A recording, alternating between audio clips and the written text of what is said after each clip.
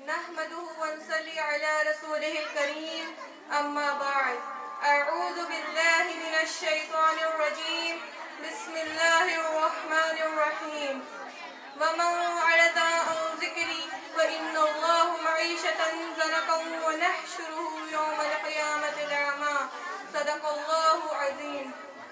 قرآن کی ہدایت بھول گئے، سنت کی فضیلت بھول گئے. قرآن کی ہدایت بھول گئے، سنت کی فضیلت بھول گئے. افسوس ہے کہ ہم رفتہ رفتہ احکام شریعت بھول گئے.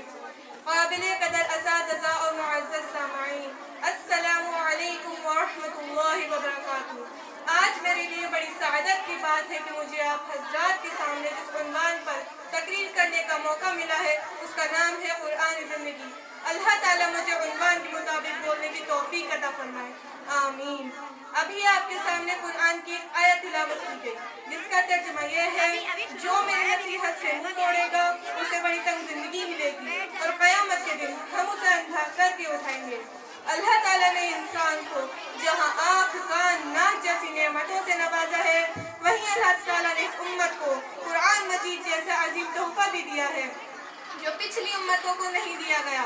تو ہمیں چاہیے کہ ہم اس کے حقوق ادا کریں، اور قرآن کے حقوق اس پر ایمان لانا ہے، اس کو سمجھنا ہے، اس کی تلاوت کرنا ہے، اس پر عمل کرنا ہے اور دوسروں کو اس کی تعلیم دینی ہے. لیکن دیکھا یہ جاتا ہے کہ لوگوں نے سمجھ لیا ہے قرآن جادو منتر کی کتاب ہے، قرآن جھاڑ پھونک کی کتاب ہے، قرآن مصیبت دور کرنے کی کتاب ہے، قرآن دکان و مکان میں خیر و برکت کے لیے پڑھے جانے والی کتاب ہے، قرآن مردوں کو بخشوانے والی کتاب ہے. جبکہ رسول اللہ صلی اللہ علیہ وسلم نے فرمایا کہ یہ اہل قرآن اس قرآن کے اوپر سے پشت نہ ڈالو، اس کی تلاوت صبح و شام کیا کرو جیسا کہ اس کا حق ہے، اور اس کو پھیلاؤ اور اس کو خوبصورت آواز میں پڑھو اور اس پہ غور و فکر کرو تاکہ تم کامیاب ہو جاؤ.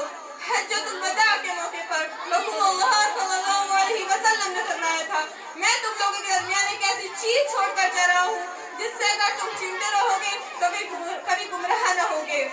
معزز سامعین، یہ وہی قرآن ہے جس نے انسان کو کامیابی کی راہ دکھائی. یہ وہی قرآن ہے جس نے انسان کو زندگی جینے کا صحیح طریقہ بتایا. یہ وہی قرآن ہے جس نے حق و باطل کا فرق کیا. جی ہاں، قرآن اترا تو شراب حرام ہوئی، قرآن اترا تو زناکاری حرام ہوئی، قرآن اترا تو سود حرام ہوا، قرآن اترا تو جوا حرام ہوا، قرآن اترا تو عورتوں کے حراست میں حق ملا. حاصل یہ ہے کہ اللہ تعالیٰ نے قرآن مجید کو مکمل نظام حیات بنا کر نازل کیا ہے.